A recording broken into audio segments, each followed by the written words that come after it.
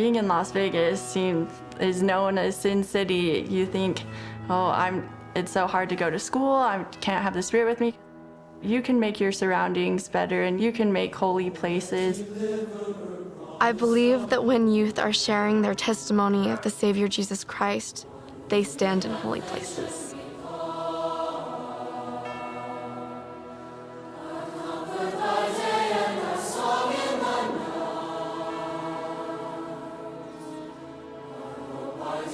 Well, the reason we're on this earth is to improve.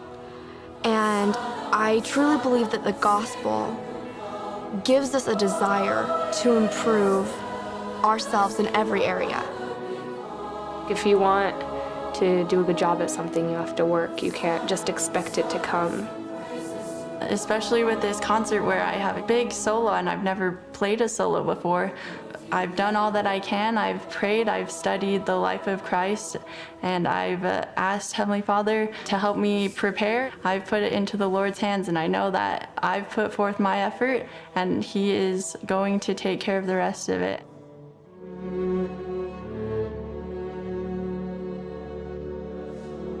I've learned that He builds us to accomplish His work.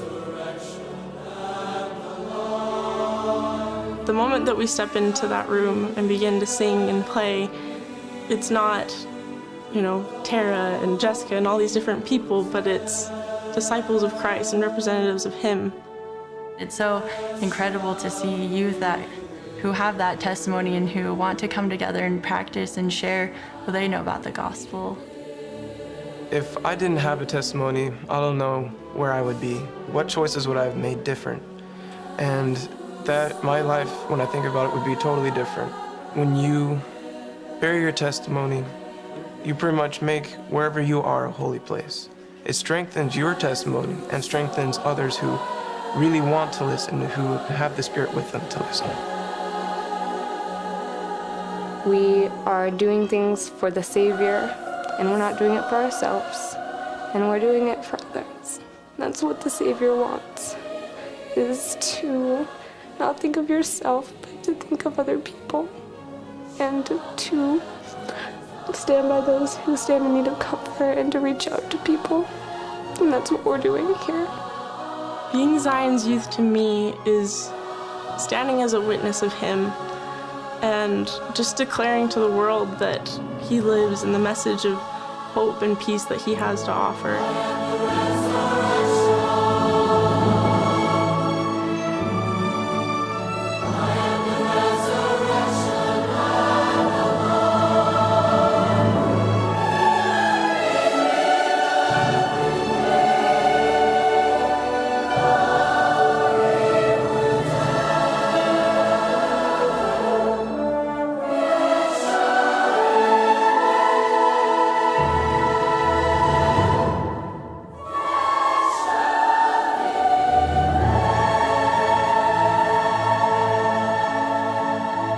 There's so many ways to bear your testimony. I mean, for me, it's music. For some, it's talking. For some, it's just doing service or just being kind to people, and that's how they bear their testimony.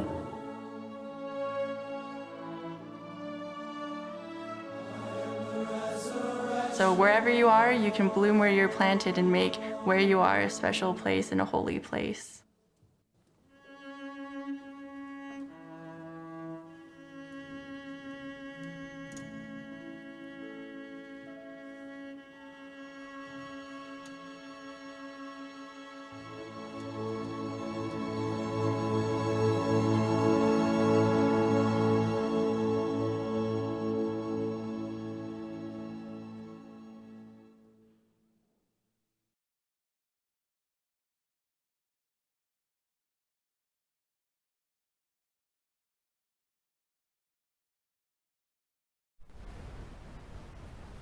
Estimados hermanos, bienvenidos a la clase de la Escuela Dominical correspondiente a la semana del 17 al 23 de agosto.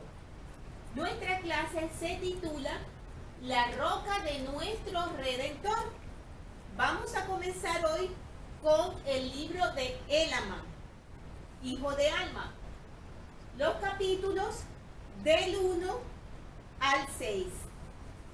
Recordemos, hermanos, que en los capítulos anteriores hemos estado hablando acerca de las guerras entre los nefitas y los lamanitas con bastante detalle. Hemos visto las estrategias que usaba el capitán Moroni y hacia el final de la clase que vimos la semana pasada hablamos de ese disgusto que tenía Moroni por todas las disensiones, las divisiones y las dificultades que tenían los nefitas entre sí mismos, lo cual era bastante serio porque generaba unos problemas gravísimos que ya no venían solamente por parte de los lamanitas. Y explicamos un poco acerca de esto. Tenemos también, hermanos, que en estos capítulos vamos a ver también acerca de esas dificultades que habían entre los nefitas y también con los lamanitas. Las vamos a ver bastante marcadas y vamos a ver las diferencias que hay entre los frutos de la maldad, de la iniquidad y los frutos de la rectitud. Vamos a ver cómo la maldad puede desviar a las personas tanto individualmente como lograr un gran desvío y una gran iniquidad a nivel de la sociedad y de naciones enteras. Cuando vemos todas estas cosas, hermanos, y las comparamos con nuestras situaciones hoy en día, en los últimos días, quizás nos sintamos desanimados y pensemos, pero cuánta dificultad, cuánta disensión, cuánta división. Siempre el hombre enemigo de Dios, como nos lo dicen las Escrituras, y quizás nos preguntemos, ¿tenemos nosotros esperanzas de poder sobresalir ante toda esa maldad, ante todas esas tentaciones, ante todas esas tendencias que vienen incluso dentro de nosotros mismos? Sí las tenemos, hermanos, las tenemos edificando nuestras vidas con nuestro Redentor, como nos menciona el título de la clase, la roca de nuestro Redentor. Si nosotros edificamos nuestras vidas en la roca de Jesucristo, de nuestro Salvador, nosotros vamos a poder ser salvos, nosotros vamos a poder superar las dificultades, las disensiones, las divisiones y vamos a poder avanzar en rectitud. Es importante, hermanos, que siempre estemos pendientes de cuáles son las cosas que nosotros podemos hacer para que nuestra vida esté edificada sobre la roca de nuestro Redentor. Vamos a ver en estos capítulos cómo los nefitas se equivocaban una y otra vez exactamente en las mismas cosas. Y eso lo vamos a conocer como el ciclo de rectitud y de iniquidad del cual hemos hablado anteriormente. Entonces vamos a comenzar con los capítulos que tenemos del 1 al 6 de Élaman. Tenemos entonces que en el capítulo 1 de Élaman, en el encabezado, nos hablan un poco acerca de este libro y nos dice que es un relato de los nefitas, sus guerras, contiendas y disensiones, también las profecías de muchos santos profetas antes de la venida de Cristo, según los anales de Élaman, que era hijo de Élaman, y también según los anales de sus hijos hasta la venida de Cristo. Además se convierte en muchos lamanitas. Un relato de la conversión de estos, un relato de la rectitud de los lamanitas y de las iniquidades y las abominaciones de los nefitas, según los anales de Élaman y de sus hijos, hasta la venida de Cristo. Este relato que se llama el libro de Élaman. Élaman era el nombre de el hijo de Élaman, que a su vez Élaman era hijo de Élaman, hijo de Alma. Él llevaba el mismo nombre de su padre para que no nos confundamos. Entonces, comenzando con el capítulo 1, vemos que sucede lo siguiente. Vemos que siempre ha habido una dificultad y una contienda con respecto al asiento judicial, lo hemos hablado antes. Siempre había gente que quería sentarse en el poder y ejercer su dominio, pero de una forma inicua, solo para obtener poder y riquezas. Incluso se recuerdan que hablamos de una división en donde se quería eliminar el asiento judicial para colocar un rey. Pues cuando Paorán había muerto, que era el último juez del que habíamos hablado, juez judicial, pues era indispensable que se pusiera otro juez en el asiento judicial. Entonces, habían 3 hijos de Paorán que se disputaban el asiento judicial. Sus nombres eran Paorán, Panquín y Pacumení. Paorán tenía varios hijos, pero estos eran los que estaban disputando el asiento. Muy bien, recordemos que según la ley que Mosías había dejado establecida en su pueblo, que fue lo que el Señor le indicó, ellos deberían tomar las decisiones entre todos, es decir, por la voz del pueblo. Y el pueblo eligió a Paorán, hijo de Paorán, como nuevo juez superior. Cuando esto ocurrió, como ya se habían empezado a hacer divisiones, porque cada porción del pueblo quería o bien estar con Paorán, o bien con Pacumení, o bien con Panquí, pues cuando Paorán fue elegido, algunos de los seguidores de Pacumení y el mismo Pacumení, pues se quedaron tranquilos y aceptaron que Paorán fuera al asiento judicial y lo apoyaron. Pero su hermano Panquí no tuvo la misma actitud, sino que tanto él como sus seguidores decidieron rebelarse porque querían el asiento judicial. La ley era muy estricta, muy delicada y muy específica.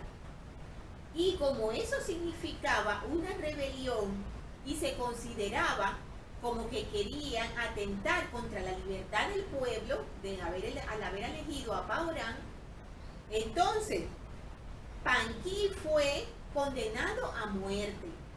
Y cuando eso pasó, sus seguidores se enfadaron en extremo y comenzó una lucha. Incluso contrataron a un asesino para que matara a Paorán. Fíjense cuánta iniquidad había dentro del propio seno del pueblo nefita. Tenemos entonces que ese hombre que contrataron ellos para matar a Paorán, lo tenemos en las escrituras con el nombre de Quiscumen. Quiscumen se las arregló para llegar hasta Paorán y lo mató. Y luego él volvió con quienes le habían mandado y allí tuvo protección. Ellos juraron que nadie iba a delatarlo.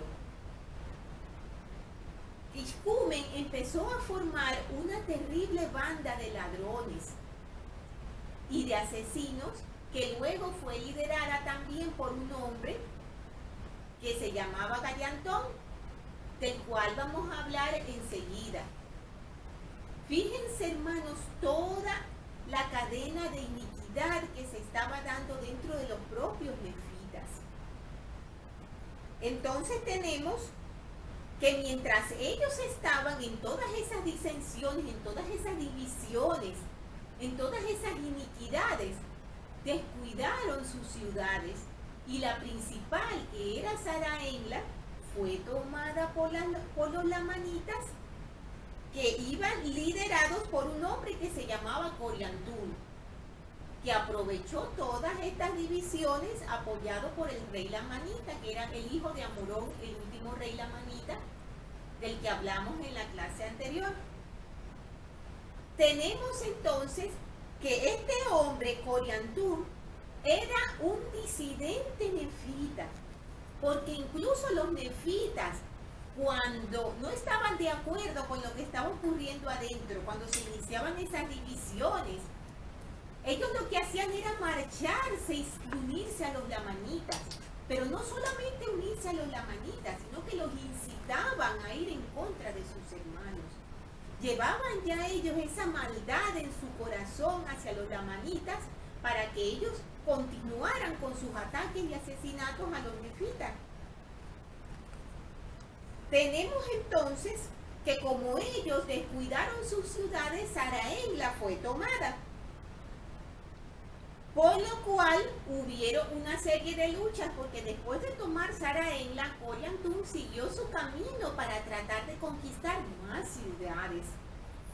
Pero Moronía, que era hijo de Moroni, lo detuvo con ciertas estrategias militares y finalmente Coriantum fue muerto. Pero Coriantum llegó a matar también al juez superior que estaba puesto, porque al matar a Paorán Kishkumen, el que fue puesto como juez judicial en ese momento fue Pacumeni, y también fue asesinado. Vemos, hermanos, que no tenían una tranquilidad dentro de los estatutos que estaban establecidos en el país.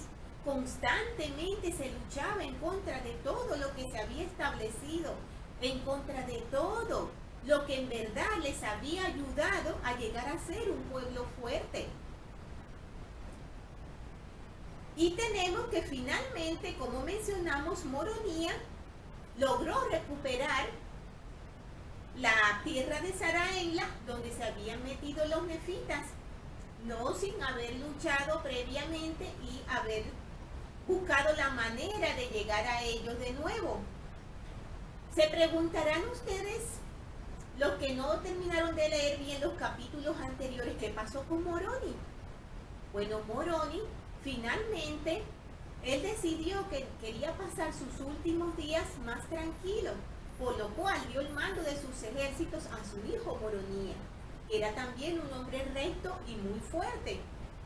Y Moronía comenzó entonces a ocuparse de los ejércitos. Más adelante, Moroni murió. Cuando Alma le entregó sus anales a su hijo Elaman, recordemos que de eso hablamos la semana pasada, Elaman a su vez, antes de morir, como sabemos, debía entregar sus anales a otra persona recta, por lo cual esa persona fue su hermano Chiblón. Chiblón a su vez, cuando fue a morir, se supone que tenía que entregarle los anales a Coriantum, pero Coriantum se había marchado hacia las tierras del norte porque muchos nefitas habían marchado hacia allí, por lo cual no se le pudieron entregar los anales a él y fueron entregados a Elaman, hijo de Elaman, para que sepamos entonces a quién nos referimos aquí.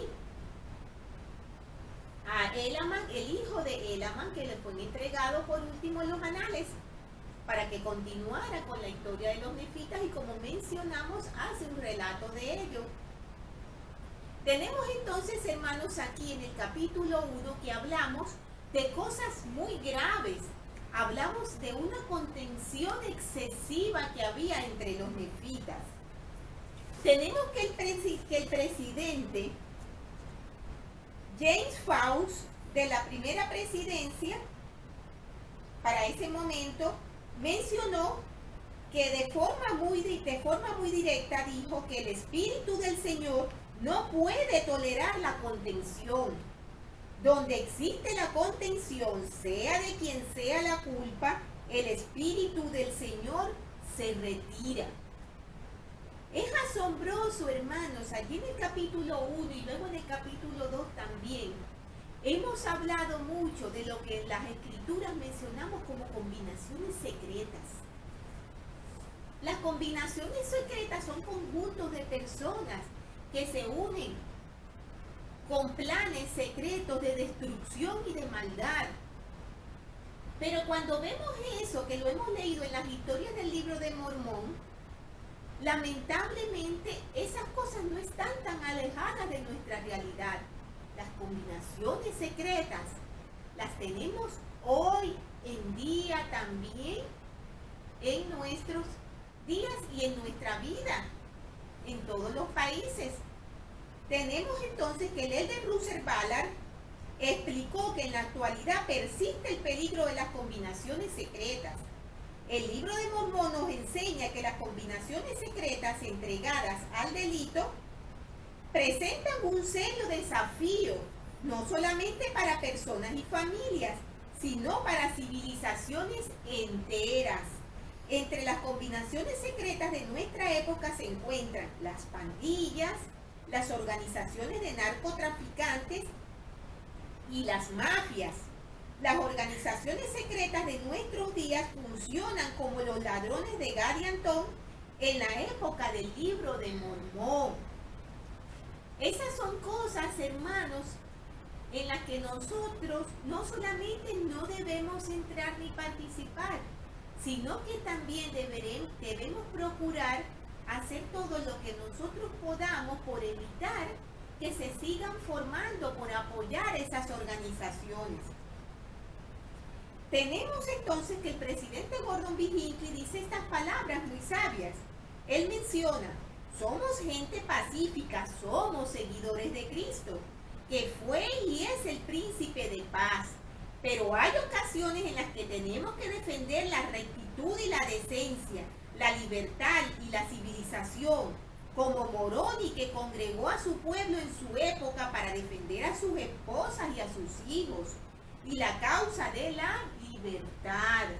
Por lo cual, hermanos, necesitamos ser valientes también para por nosotros mismos defender las libertades, no solamente nuestras personalmente, sino también las de nuestros seres queridos, y a su vez evitar en todo cuanto nos sea posible que nuestros hijos pasen a formar parte o nosotros mismos de esas organizaciones malvadas que efectúan actos de iniquidad.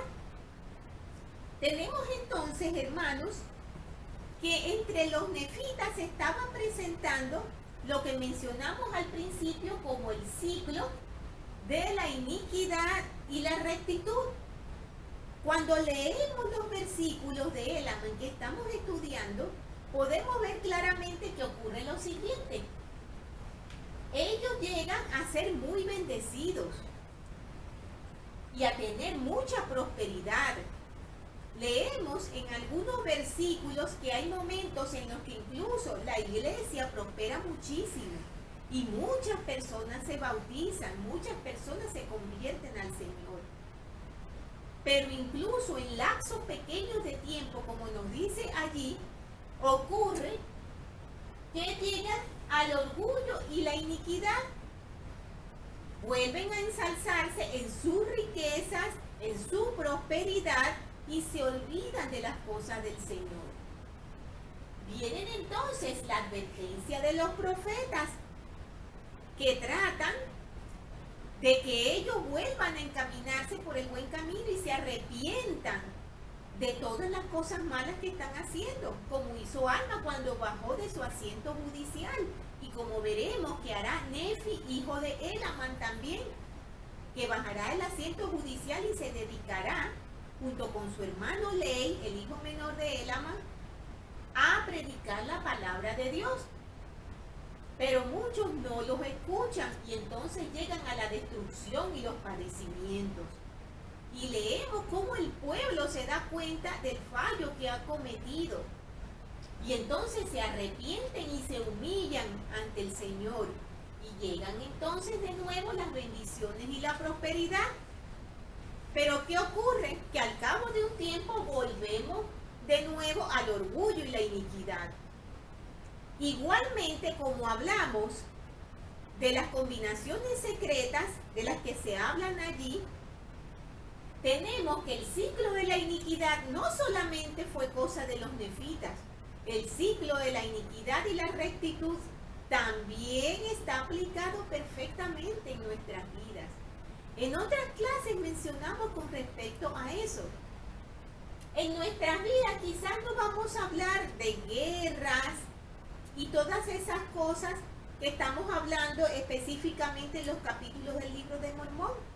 Pero vemos que cuando estamos bien, cuando nuestra vida está tranquila, cuando tenemos prosperidad, tenemos alegría, tenemos comodidades, parece que vamos apartando al Señor, ¿verdad? Parece que comenzamos a decir, no es necesario ya ir a la capilla. Podemos ir una vez al mes. Leer las escrituras es algo tedioso. Vamos a hacerlo de vez en cuando. Y ni hablar de trabajar en la obra del Señor, porque eso consume tiempo y es un compromiso grandísimo. Poco a poco dejamos las cosas del Señor y llegamos al orgullo y la iniquidad de creernos nosotros que todo lo vamos a poder únicamente con nuestro esfuerzo. Entonces recibimos las advertencias de los profetas que nos alertan de todas las cosas que están pasando y nos animan a volver de nuevo por el camino de rectitud. Los tenemos, por ejemplo, en las conferencias generales. ¿Cuántas veces no ponemos atención a las conferencias, verdad? Pero parece que esa atención solo dura el domingo, el sábado y domingo de conferencia. Y luego ya se nos olvida. Pero entonces cuando llegamos a la destrucción y a los padecimientos, entonces doblamos de nuevo nuestras rodillas y suplicamos al Señor que nos ayude. Y entonces en humildad y arrepentimiento el Señor vuelve a bendecirnos y llega la prosperidad y la tranquilidad de nuevo a nuestras vidas, para que subsiguientemente volvamos a repetir el ciclo. Esto es algo, hermano, que debemos procurar cortar, porque si nosotros no cortamos este ciclo, nosotros no vamos a progresar, nosotros no vamos a alcanzar la capacidad espiritual para nosotros volver dignamente con nuestro Padre Celestial. Entonces tenemos que tener mucho cuidado de no caer en ese ciclo. Hemos mencionado, hermanos, todas esas dificultades, esas divisiones y todos esos problemas de iniquidad que habían entre los nefitas. Hemos mencionado que para nosotros poder sobreponernos a todas esas cosas y poder estar protegidos, necesitamos edificar sobre la roca de nuestro Redentor. Pero para poder hacer eso, hermanos, necesitamos hacer cambios importantes en nuestra vida. Necesitamos reconocer, y eso solo lo podemos hacer a través de la sabiduría, a través de ser receptivo a los susurros del Espíritu cuando el adversario está intentando engañarnos. Hay un mensaje que yo quiero compartirles porque es bastante certero con respecto a esto. Y se refiere a que una de las cosas que nosotros necesitamos para poder edificarnos en Cristo es lograr, ¿cómo decirlo? Lograr manejar o lograr un progreso en nuestro carácter que nos permita actuar en rectitud y mantener esa rectitud. Vamos a ver lo que nos dice el mensaje. El mensaje se llama Nuestro carácter es fundamental y nos dice lo siguiente. El libro de Mormón nos dice que el diablo engaña a la gente haciéndole pensar que siempre y cuando se guarden los mayores mandamientos, unos pocos pecados no harán mal a nadie y que finalmente seremos salvos en el reino de los cielos. ¡Qué gran engaño, hermano! Recordemos que otras veces hemos mencionado que el adversario no necesita engañarnos con cosas excesivamente grandes y vistosas. Él prefiere hacerlo sutilmente, de poco a poco y en cosas muy pequeñas hasta que nosotros nos veamos completamente hundidos. Tenemos que Satanás pretende desviarnos, haciéndonos creer que quizás nos hagamos pasibles, o sea, que podemos tener unas pocas de reprimendas, pero que al fin llegaremos a la gloria más allá de las escaleras doradas. Él nos quiere hacer creer que aunque nosotros pequemos, hay pecados pequeños que no van a influir en nuestra salvación, y eso es un gran engaño. Con perversa sabiduría, el ángel caído de la mañana persiste en su predicación. Sé un santo de los últimos días en la mayoría de las cosas, y de tal manera podrás ser perdonado por los pequeños pecados que cometas. Pecados que te ayudarán a quedar bien con tus amigos, no pareciendo un mojigato, sino estando más al nivel de tu pandilla. Nada es más conveniente que la advertencia del Salvador contra la posibilidad de servir a dos señores. Nosotros tenemos que tener mucho cuidado, hermanos, con querer ceder un poquito solo para encajar en un grupo, solo para encajar en todo lo que es el mundo y sus cambios y su modernidad, que nos hace ver quizás, como nos dicen muchas veces, como anticuados, como retrasados. No es cierto, hermano. Esas son claramente estrategias del adversario. Entonces nos dice el mensaje: lamentablemente son muchos los que no comprenden al Señor y solo muy pocos realmente alcanzan a ver la magnitud de su plan. Y por eso es que tantos son susceptibles a estas doctrinas desviacionistas. El juicio final no consistirá simplemente en poner las obras buenas en un plano de la balanza y las malas en otro, y ver hacia dónde indica la aguja, si hacia el cielo o hacia el infierno. El día del juicio será un tiempo en que se nos juzgará para ver si hemos llegado o no a ser cristianos de alma. Esto es bien delicado, hermanos, y es importantísimo que lo comprendamos, porque muchas veces, como hemos leído en otras clases y hemos mencionado, pensamos que obrar bien aquí en la vida mortal significa únicamente acumular acciones, como se menciona en otras clases, como si hubiera una cuenta celestial. Entonces empezamos a decir, vamos a ver, yo he hecho ya todas mis visitas como maestra ministrante, yo voy todos los domingos a la capilla, yo doy mis ofrendas de ayuno, y estoy cumpliendo con todos los requisitos aparentemente. Pero resulta ser que mi corazón realmente no está convertido y que yo todas estas cosas las hago mecánicamente, o incluso pensando que eso es todo lo que necesito para volver a la presencia de mi Padre Celestial.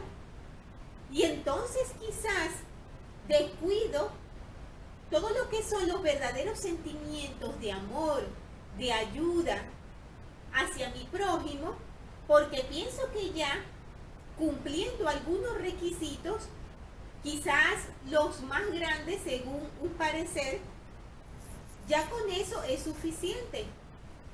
Y se nos olvida, hermanos, que lo que va a pesar en esa balanza de la que hablamos es nuestro corazón. Nuestro Padre Celestial va a ver en qué nos hemos convertido nosotros en ese momento. Por eso, hermanos, es que es importante que sepamos que aunque estemos 50, 100 años dentro de la iglesia, eso no significa que nosotros automáticamente vamos a la exaltación.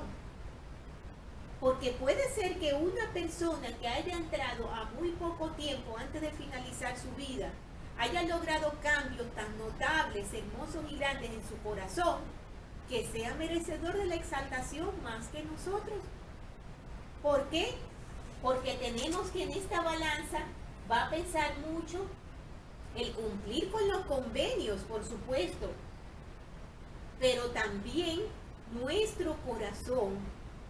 Si hemos sido buenos de corazón, si nos hemos acercado y nos hemos esforzado grandemente por parecernos a Jesucristo. Tenemos del otro lado de la balanza todas esas cosas que a lo mejor el adversario nos hace pensar que no importan. El orgullo, la riqueza, el poder, la inmoralidad, el egoísmo, el dinero. Cosas que poco a poco nosotros vamos haciendo que sean más importantes en nuestras vidas que lograr ese cambio que necesitamos en nuestro corazón. Y todas esas cosas son pequeñas en muchas ocasiones. No nos damos cuenta de que se van sumando en esta balanza para nuestra condenación. Entonces tenemos que tener muchísimo cuidado, hermanos. Como nos dice aquí, el juicio final no consistirá simplemente en poner las obras buenas en un plato de la balanza y las malas en el otro, y ver hacia dónde indica la aguja, si hacia el cielo o hacia el infierno, como dijimos antes. El día del juicio será un tiempo en que se nos juzgará para ver si hemos llegado o no a ser cristianos de alma. Tenemos que tener mucho cuidado con eso. Aquellos que sean como Cristo irán con Él y no con otros. Nos dice el mensaje. Pensar que podemos pagar nuestros diezmos, asistir a las reuniones de la iglesia, hacer nuestras obras de maestros visitantes y levantar nuestras manos para sostener a nuestras autoridades, y a la vez creer que no nos perjudicamos bebiendo café o alcohol en secreto o cediendo a otras indulgencias cuando nadie nos mira, es engañarnos a nosotros mismos. En tal sentido, nunca podremos llegar a ser buenos santos de los últimos días. Cuando tratamos de cometer el crimen perfecto, aún en la más mínima escala, no hacemos sino debilitar nuestras almas. Cuando escondemos nuestras indiscreciones y aún persistimos en ellas, simplemente porque no consideramos apropiado ser estrictos, solamente cultivamos nuestra debilidad. Si aceptamos el concepto de que una obediencia parcial nos colocará igualmente a las puertas del cielo, nos estamos poniendo al alcance de las garras del diablo. Y eso es lo que él quiere, hermanos. Él se conforma con que nosotros seamos desobedientes poco a poco en cosas pequeñas, porque Él sabe que eso nos pone a su alcance. Por ello fue que el Señor dijo que si faltamos a la ley en un solo punto, la infringimos completamente. No podemos servir a dos señores, porque al tratar de hacerlo, violamos el propósito de toda ley. No podemos ser deshonestos con el Señor aún en pequeña medida, porque ello es contrario a la ley. A mí me gustó mucho, hermanos, un ejemplo del que una vez leí, que decía que el Evangelio podemos compararlo con un pequeño tronco, por decirlo de alguna manera. Si nosotros vemos ese pequeño tronco en el suelo y lo tratamos de coger, al cogerlo, tenemos que levantarlo por completo, ¿verdad? Nosotros no podemos levantar esta punta del tronco sí y la otra dejarla en el suelo. No, si la levantamos completa, ¿verdad? Pues lo mismo ocurre con los mandamientos.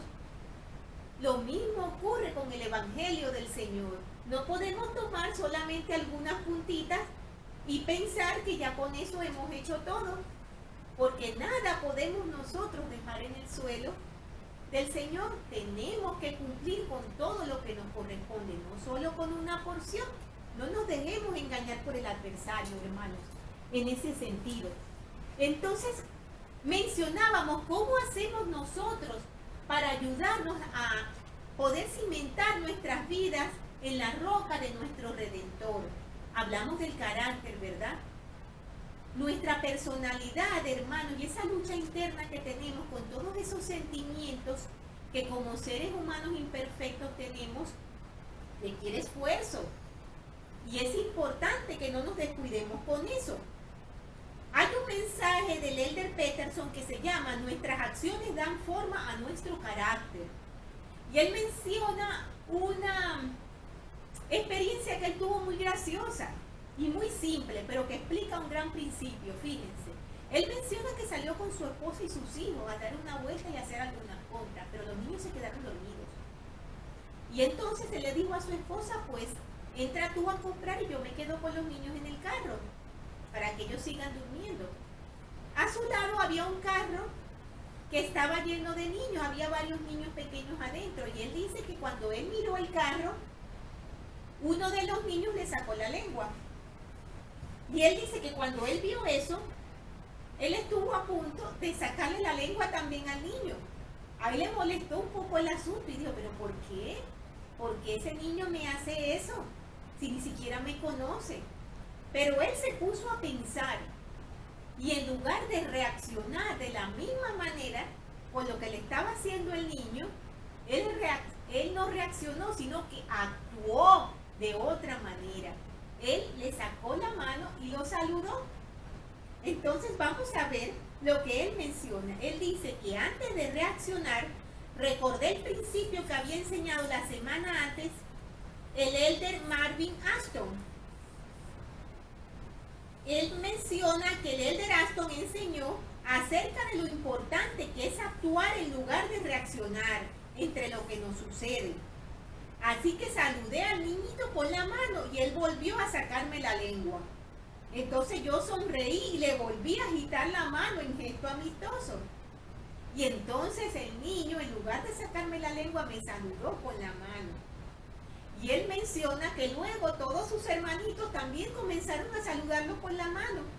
Él mencionaba que él sentía que ya se le iba a caer la mano de tanto saludarlo. Y le estaba pidiendo al Señor que sus padres volvieran pronto y así los niños pudieran irse y él pudiera dejar de decirles adiós. Entonces él menciona que si bien aquel fue un episodio sencillo, demostró que en casi todos los incidentes que nos salen al paso, podemos determinar la clase de experiencia que vamos a tener por la forma en que respondemos a ellos. Me congratulé por haber resuelto actuar de un modo amistoso en lugar de reaccionar ante el infantil proceder de mi pequeño amigo. Con ello me evité experimentar los sentimientos negativos que me hubiesen invadido si hubiera seguido mi instinto natural.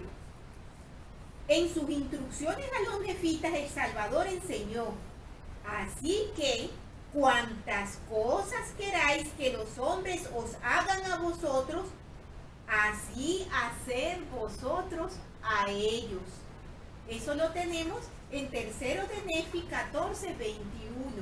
14:12. Imaginen el efecto que se produciría en el mundo si todos practicaran esa regla de oro, nos dice el elder Peterson. Lamentablemente esa regla, hermanos, sabemos que no se practica y por lo general nosotros no actuamos, sino que reaccionamos. Y por lo general es de la misma manera en la que nos han hecho algo, o sea, mal. Él nos menciona que puede que parezca natural pagar en la misma moneda lo que nos hagan, pero no tiene que ser así. Al reflexionar en sus espantosas experiencias durante la guerra, Víctor Frank dijo lo siguiente: lo que hemos vivido en campos de concentración, recordamos a los hombres que recorrían las barracas para dar consuelo a los demás, ofreciéndoles su último pedazo de pan.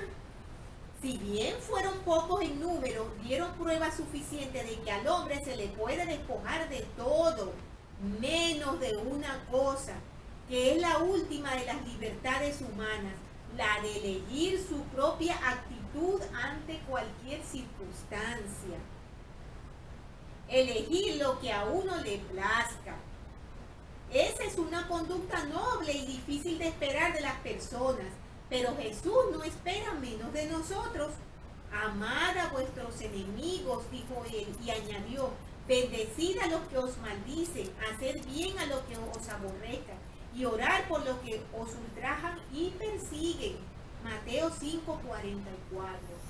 El elder Peterson, hermanos, nos alerta de algo muy serio y muy importante. Todas estas disensiones y problemas de las que hemos estado hablando, comportamientos agresivos que veíamos en los nefitas, entre ellos mismos, eso nos recuerda, hermanos, que tal vez todas esas batallas ya no como en un campo de guerra, sino lamentablemente en un campo familiar, se observan dentro de nuestros propios hogares. Él nos dice, el Elder Peterson, el hogar es donde nuestro proceder es más importante, es el lugar donde nuestras acciones ejercen el impacto más potente, para bien o para mal. A veces en casa nos sentimos tan a nuestras anchas que ya no cuidamos lo que decimos. Olvidamos la sencilla urbanidad. Si no estamos en guardia, podemos caer en el hábito de criticarnos unos a otros y de tener arrebatos de mal genio y comportarnos con egoísmo. Por motivo de que nos aman, nuestros cónyuges y nuestros hijos nos perdonan, pero suelen conllevar en silencio heridas ocultas y sufrimientos no expresados. Podemos hacer graves daños, hermanos, con estas malas actitudes y estas palabras tan fuertes en contra de nuestros seres queridos. No nos engañemos de pensar que tenemos confianza con ellos y podemos decirles lo que sea. Son nuestros seres queridos, hermanos, y debemos cuidar mucho lo que les decimos y cómo actuamos frente a ellos, porque es lamentable, como menciona el Elder Peterson, como hay niños que tienen terror a sus padres, como hay esposas que tienen terror a sus esposos, o esposos también terror a sus esposas, antes de que los hermanos se me reboten, porque se dan los casos en que también las esposas pueden ser un poco difíciles de llevar. Entonces, él nos dice que el adversario sabe que si logra fomentar en el hogar una atmósfera de contención, de conflicto y de temor, el espíritu es ofendido y los lazos que deben unir a la familia se debilitan. El Señor resucitado dijo, porque en verdad os digo, que aquel que tiene el espíritu de contención no es mío, sino es del diablo, que es el padre de la contención, y él irrita los corazones de los hombres para que contiendan con iras unos con otros. Cuando sentimos enojo o contención en el hogar, debemos reconocer de inmediato qué poder ha hecho presa de nuestra vida y qué se está esforzando Satanás por lograr. Salomón nos dio esta sabia fórmula: la blanda respuesta quita la ira, mas la palabra áspera hace subir el furor. Nuestro hogar debe ser idealmente un refugio donde cada uno de sus integrantes se sienta seguro, amado y protegido de las críticas duras y de la contención con que solemos encontrarnos tan a menudo en el mundo. Cristo nos dio un ejemplo perfecto de conservar el dominio emocional en toda situación. Le llevaron ante Califas y ante Pilato, le golpearon, le escupieron, se burlaron de él, lo atormentaron. Y la gran paradoja fue que degradaron a su Creador, que padeció por amor a ellos. En medio de aquel injusto maltrato, Jesús mantuvo la compostura y se negó a hacer comentario alguno. Aún en la cruz, en medio de su padecimiento indescriptible, suplicó: Padre, perdónalos porque no saben lo que hacen. Lucas 23, 31. Él espera lo mismo de nosotros. A los que le seguían, él les dijo: en esto conocerán a todos que sois, en esto conocerán todos que sois mis discípulos, si tuvieseis amor los unos por los otros. Juan 13:35. El adversario quiere, hermanos, que nosotros nos olvidemos de ese amor. El adversario quiere que nosotros no actuemos, sino que reaccionemos. Reaccionemos de forma negativa, nos distanciemos, no solamente de nuestros amigos, de nuestros hermanos que están en el mundo, sino también de nuestros propios seres queridos. Él quiere librarnos de ese lazo hermoso que tenemos para la eternidad a través de nuestros convenios. Y está en nosotros, hermanos, no permitir que él logre su objetivo. Y tratar de ser fuertes con todas esas reacciones, recordando que no estamos solos y que si edificamos en la roca de nuestro Redentor y nos allegamos a Él, Él nos va a ayudar a que nosotros podamos controlar todos esos sentimientos negativos. Pero es importante que los reconozcamos y que actuemos en ellos. Siempre quizás pensemos en ir por el camino más fácil. Siempre quizás pensemos que todo es muy sencillo y que se basa, como nos quiere hacer creer en el adversario, en solo obedecer lo más grande. Y lo más pequeño lo dejamos escondido. Así si desobedecemos pensamos que a lo mejor el Señor no se da cuenta. Pero el Señor se da cuenta de todo, hermano. Hasta de lo más mínimo de nuestros pensamientos. Hay un mensaje del elder Claudio Daniel Sibin que se llama ¿Cómo edificar la fe en nuestro Señor Jesucristo? Hay una porción del mensaje que a mí me encantó y que nos sirve para meditar, hermano. Y dice lo siguiente. Se llama la entrevista fácil o la difícil. Y él menciona que un miembro de la iglesia contó una vez una conversación que tuvo con su obispo. Ellos se conocían muy bien y estaban en ese momento teniendo una entrevista para la recomendación para entrar al templo. El obispo encontró una buena oportunidad para enseñar un principio y le dijo, ¿quiere usted la entrevista fácil o la difícil? El miembro, un poco sorprendido, le dijo, vamos a probar primero con la fácil. Muchos hubiéramos hecho lo mismo, yo entre ellos seguramente, asustada. El obispo entonces procedió con la entrevista normal, revisando los mandamientos y la fidelidad general. Cuando concluyó, la curiosidad del miembro lo llevó a preguntar en qué consiste la entrevista difícil. El obispo le dijo, le voy a realizar las preguntas, pero en lugar de contestarlas ahora, mejor medite sobre ellas y la puede contestar en la próxima entrevista. Entonces el obispo le hizo las siguientes preguntas. Escúchenlas bien, hermanos, y medítenlas en sus corazones. Dice, ¿cuándo fue la última vez que ayudó a su prójimo? ¿Cuándo fue la última vez que lo hizo en forma anónima? ¿Cuándo fue la última vez que ayudó a su enemigo? ¿Cuáles fueron las cualidades cristianas que usted agregó a su carácter en este último año? ¿Cuándo fue la última vez que tuvo una oración personal y privada durante 15 minutos o más? ¿En qué forma específica ha mejorado la relación con su esposa durante este último año? ¿Cuáles fueron las experiencias personales más significativas que ha tenido con cada uno de sus hijos recientemente? ¿Cuán a menudo se usa el sacerdocio en su hogar? ¿Tiene sentimientos de envidia o rencor hacia alguien? ¿Se prepara para participar dignamente de la Santa Cena cada domingo? ¿Qué actos de caridad ha realizado por personas menos favorecidas que usted durante este último mes? Cuando este hermano dejaba la oficina del obispo, el obispo le comentó, recuerde que el joven rico solo pasó la entrevista fácil. Necesitamos la fe en nuestro Señor Jesucristo para recorrer la segunda milla que muy a menudo Él nos pide y para tomar decisiones correctas, aún en contra de nuestros intereses, pero para el beneficio de otros. Una gran lección para meditar, hermanos.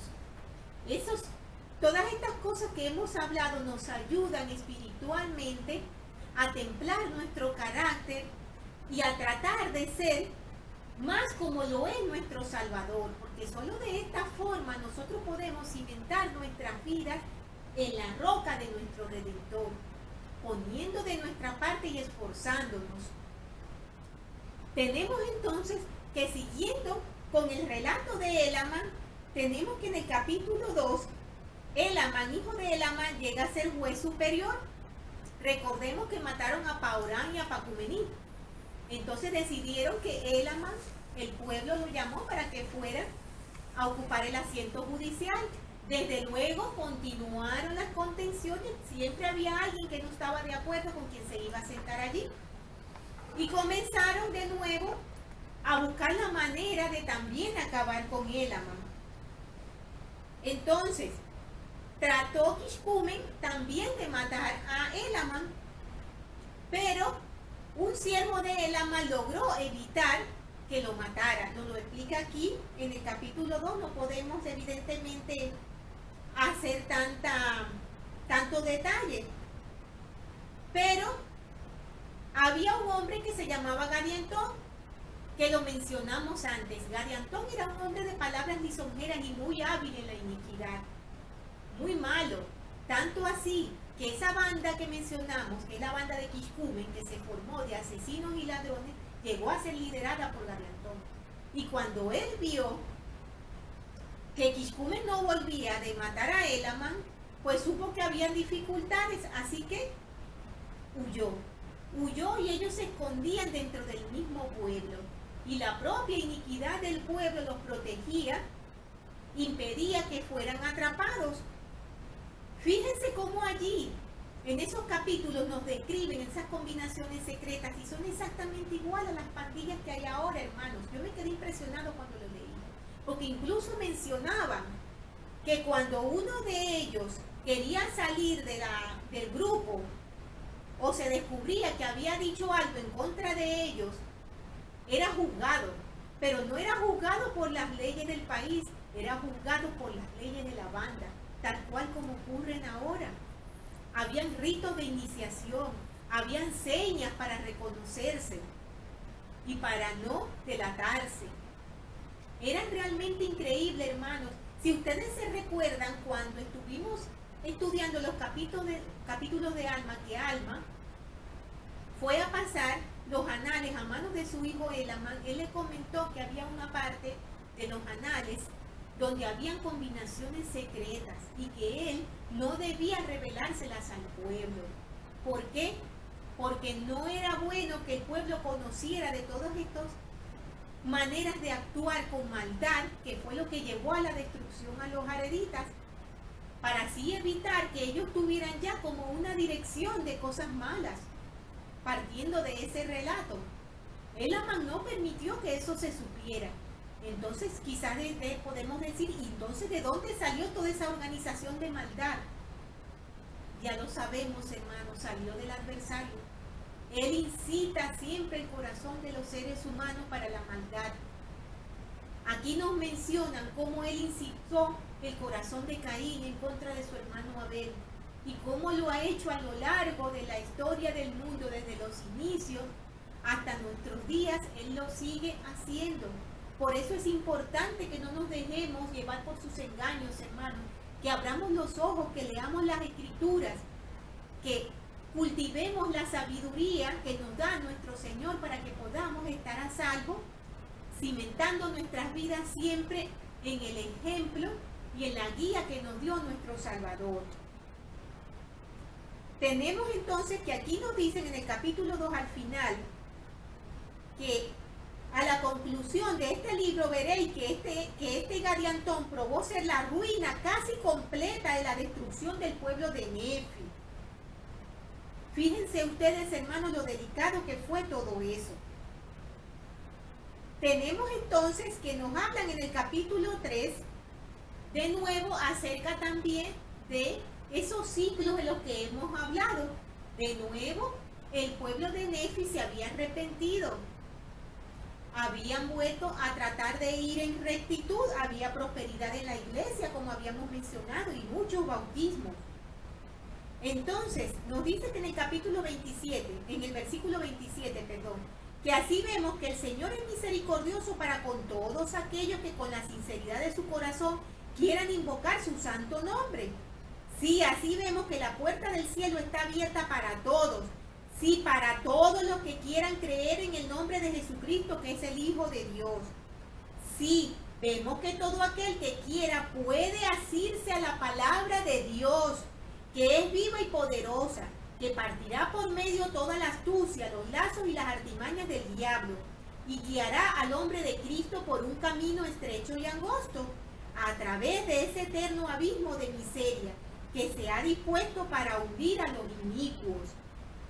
Y depositará su alma, sí, su alma inmortal a la diestra de Dios en el reino de los cielos, para sentarse con Abraham, con Isaac y con Jacob, y con todos nuestros santos padres para no salir más. Hermosas promesas y palabras, hermanos.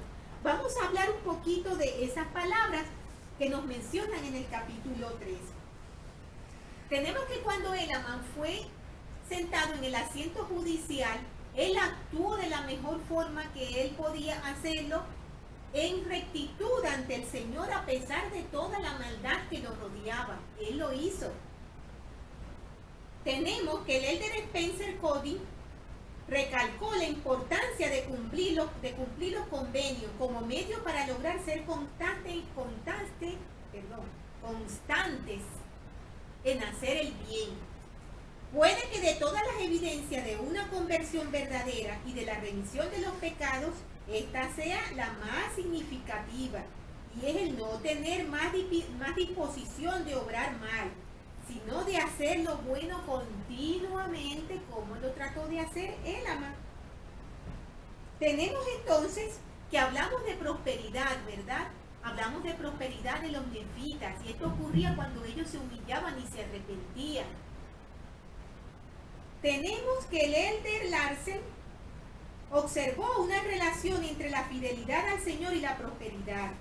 Cuando la vida de las personas está en armonía con la voluntad del Señor, todos los factores esenciales que producen las bendiciones de Dios condescienden a dar a sus hijos, parecen ocupar el lugar que les corresponde. Reinan el amor y la armonía, e incluso el tiempo, el clima y los elementos parecen cooperar. Perdura la paz y la tranquilidad.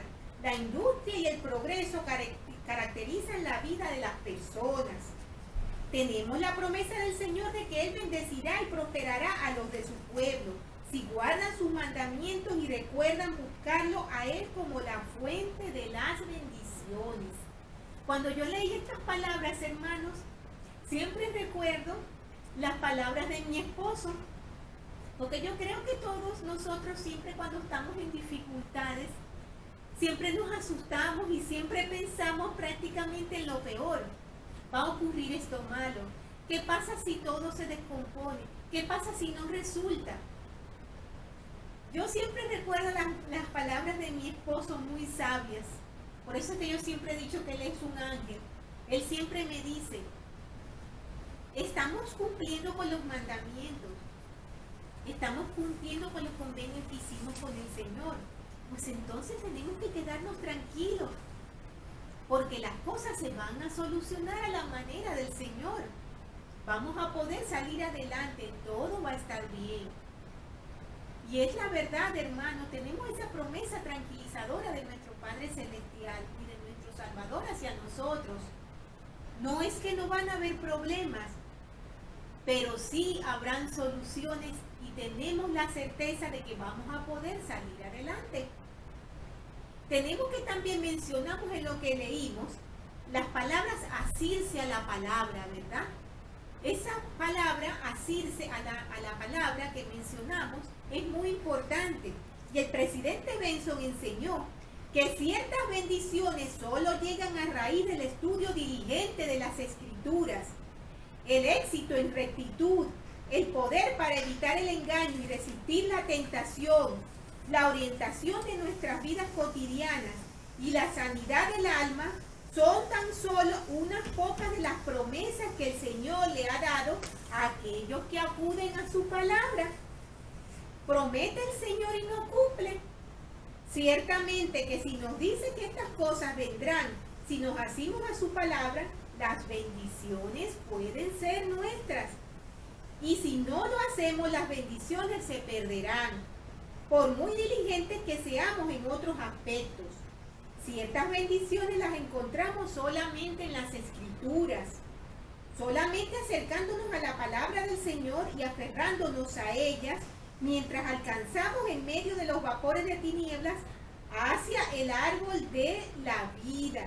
Esto se encuentra en el mensaje El Poder de la Palabra, en la día 1 de julio de 1986 por el elder Ezra Taft Benson. Tenemos entonces que hablamos mucho del orgullo, hermano, en estos capítulos, y de la iniquidad y de todo el cuidado que debemos tener con todas estas cosas. Tenemos también que vemos que hubo una parte en la que los nefitas, llegando a esa iniquidad y a ese orgullo, oprimían a sus hermanos más pobres, los perseguían y los maltrataban. Pero esos hermanos, a pesar de estar sufriendo, optaron por seguir el consejo del que hablamos con el elder Peterson. Ellos, en lugar de reaccionar y atacar a sus hermanos también, ellos fueron humildes, oraron, ayunaron y se aferraron al Señor. Y eso les ayudó mucho a solventar todas esas dificultades y a progresar. Tenemos que allí nos hablan de una santificación del corazón.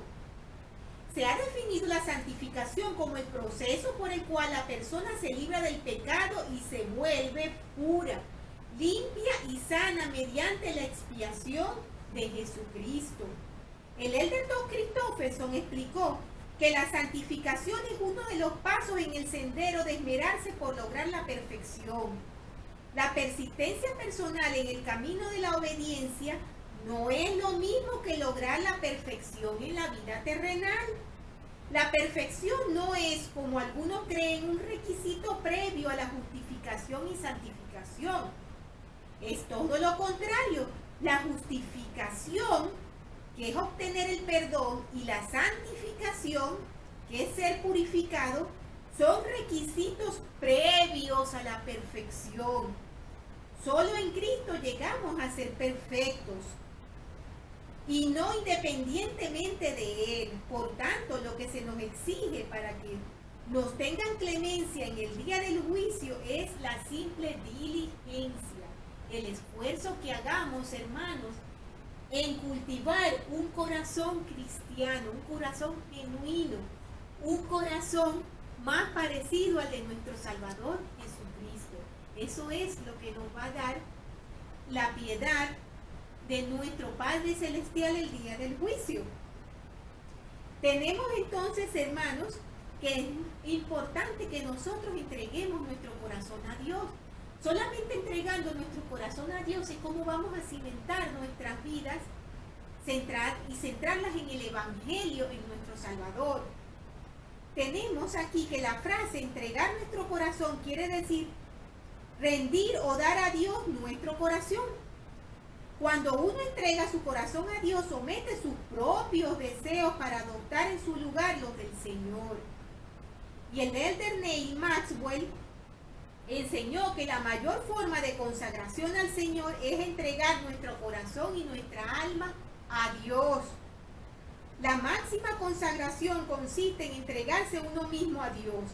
Cristo utilizó las palabras inclusivas corazón, alma y mente para describir el primer mandamiento, el cual siempre está vigente de manera constante y no periódica.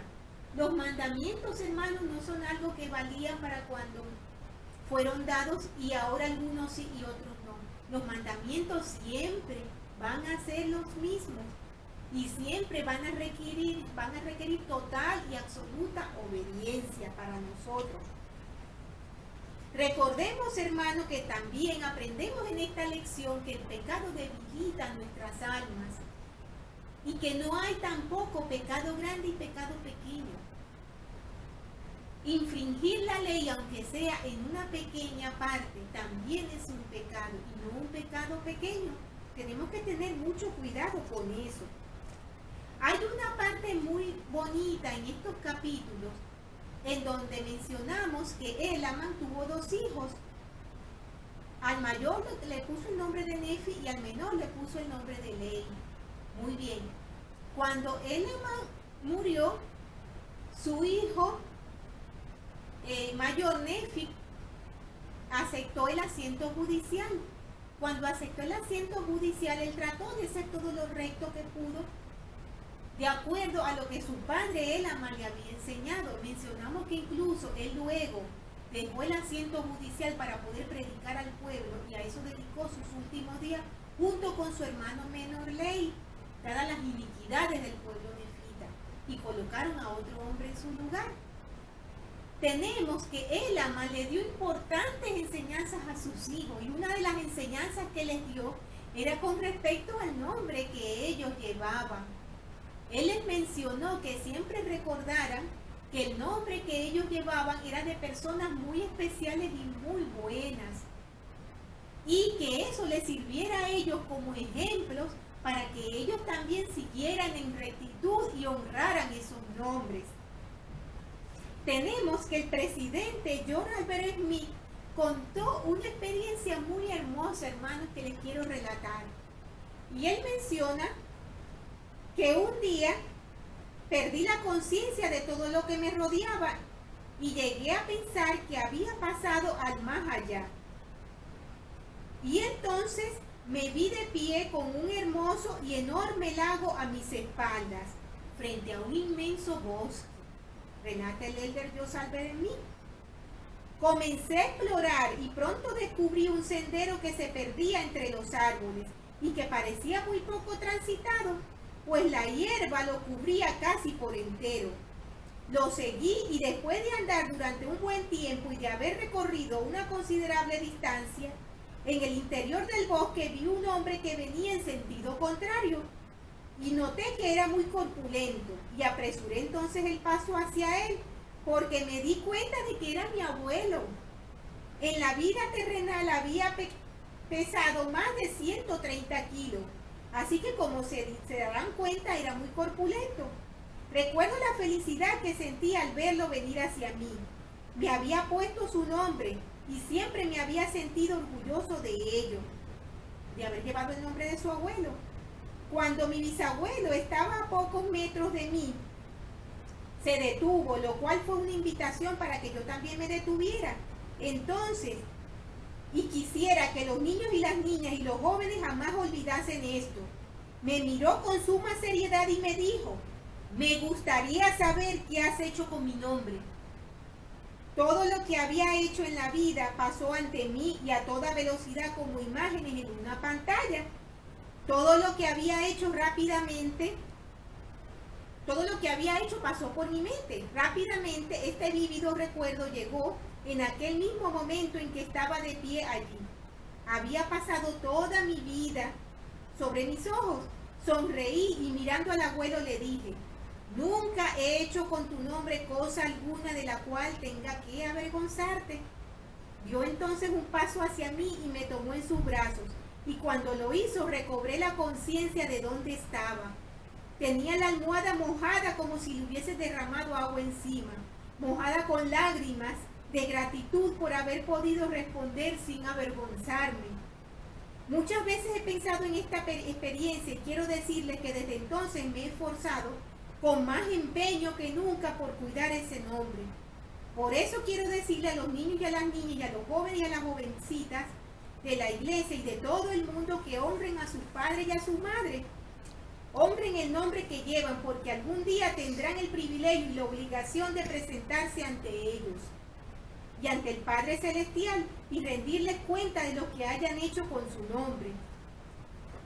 Y entonces, hermanos, nosotros podemos pensar, bueno, por ejemplo, en mi caso, yo no llevo el nombre de ninguna persona así prominente en este sentido como el presidente John Albert Smith, pero todos llevamos, hermanos, sobre nosotros, cuando hacemos los convenios, el nombre más importante que existe, que ha existido y que existirá siempre. Y es el nombre de nuestro Salvador Jesucristo. Por lo cual nosotros también tenemos que esforzarnos de llevar a este nombre con dignidad y de que el día que volvamos a verlo a Él, no sintamos vergüenza de lo que hemos hecho con su nombre, como le pasó al presidente Albert Smith, que él sintió gozo porque él sintió que se había esforzado en hacerlo mejor y no sintió vergüenza ante su abuelo. Es importante que nosotros tampoco, hermanos, tengamos que sentir vergüenza en ese momento cuando estemos ante nuestro Salvador. También en el capítulo 5 nos hablan de recordar, y esto es importante.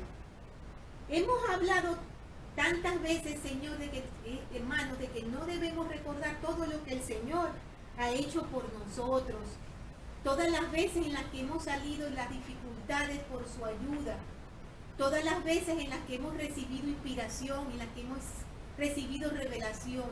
Y todas las cosas que nos han sido enseñadas gracias a su misericordia. Recordar es una palabra importante, hermanos. Recordar siempre todo lo bueno que nos ha venido de nuestro Padre Celestial, lo que nos ha servido de guía y lo que nos ha servido de ayuda. Es importante, hermanos, que nos esforcemos por salir de este ciclo y de no volverlo a repetir en nuestras vidas. Cimentarnos en la roca de nuestro Redentor y poder sentir el gozo de volver a la presencia de nuestro Padre Celestial. Hemos hablado muchas veces de atributos de Cristo, ¿verdad? Y de esas hermosas cualidades que tenía nuestro Salvador. Todas estas disensiones que habían entre los nefitas y que también hay entre nosotros, hermanos, es una gran falta de amor. Es una gran falta de cumplir con ese mandamiento de amarnos los unos a los otros y de que nos importe lo que le ocurre a nuestro prójimo, aun cuando nosotros también estemos en dificultad. Yo les quiero decir, para terminar, unas palabras del elder David Bernard. Él tenía una reunión con unos jóvenes y una jovencita le hizo esta pregunta. Elder Bernard, como testigo especial de Cristo, me preguntaba qué es lo que en especial desea que sepamos como miembros de la iglesia acerca del carácter de Cristo. Y el elder Bernard le contestó, bueno, no quisiera enfocarme en un solo episodio y decir eso es todo, pero siempre me ha impresionado el Salvador al haber regresado del jardín de Getsemaní, habiendo sufrido al grado que sudó gotas de sangre, decepcionado por el hecho de que sus 3 principales apóstoles no pudieron vigilar con él por 1 hora, traicionado por otro de sus apóstoles con un beso. Habiendo pasado por todo eso, cuando los guardias vinieron a llevarlo y Pedro sacó una espada y le cortó la oreja a uno de sus guardias. Ahora, si nos detenemos en este punto y me pregunto a mí mismo, ¿me hubiera preocupado por la oreja del guardia, sufriendo todas esas aflicciones que estaba sufriendo el Salvador? Nosotros nos podemos hacer esa pregunta nosotros mismos. Probablemente pensaríamos que no. Entonces él dice, pero él sí, y lo sanó. En medio de su agonía más fuerte, habiendo apenas regresado de pasar por decepción, por traición, y todavía aún le faltaba pasar por ser crucificado, sanó la oreja del guardia. Comparen el sufrimiento del guardia en relación con el de nuestro Salvador. Y en medio de ello, él se voltea para bendecir, amar y mostrar compasión por alguien más, cuando él podría haberse enfocado en sí mismo y decir, ¿acaso nadie valora lo que estoy haciendo? ¿Podría alguien ayudarme aquí? Esa es la naturaleza del carácter de Cristo. No podemos ejercer fe en Dios hasta que reconozcamos que Él existe y obtengamos un entendimiento correcto de su carácter, naturaleza y atributos. Entonces, el inicio de la fe nace del entendimiento del carácter de Cristo. Hermosas palabras, hermanos, para meditarlas y guardarlas en nuestros corazones y aplicarlas en nuestras vidas. Hermanos, yo quiero terminar con mi testimonio de que sé que esta es la iglesia verdadera. Sé que nuestro Salvador vive y nuestro Padre Celestial nos ama. Sé que ellos nos están esperando. Sé que se nos requiere obediencia absoluta, no parcial. Sé que tenemos que esforzarnos. Yo sé que el libro de Mormón es verdadero y que todas las escrituras que tenemos son verdaderas. Si nos asimos a ellas, yo sé que tenemos fuertes y poderosas promesas en nuestras vidas al andar en rectitud. Sé que son verdades. Sé que es importante que nos acerquemos todo lo que podamos a esos atributos maravillosos de nuestro Salvador Jesucristo. Yo sé, hermanos, que tenemos un profeta de la restauración que es nuestro profeta José Smith. Y sé que hoy en día tenemos un profeta, un vidente y un revelador que es nuestro profeta Russell M. Nelson, presidente de nuestra iglesia. Yo sé, hermanos, que si andamos con fe, el Señor nos va a ayudar. Si nos esforzamos por ir en rectitud, Él nos va a ayudar siempre y en todo momento. Él nunca nos va a engañar, Él nunca nos va a defraudar. Y estas cosas con mucho amor dejo en el sagrado nombre de Jesucristo. Amén. Por favor, hermanos, lean la siguiente lección, que serán los siguientes capítulos del libro de Helaman, del 7 al 12, que se llamará la lección Acordarse del Señor. Tengan, hermanos, una estupenda semana.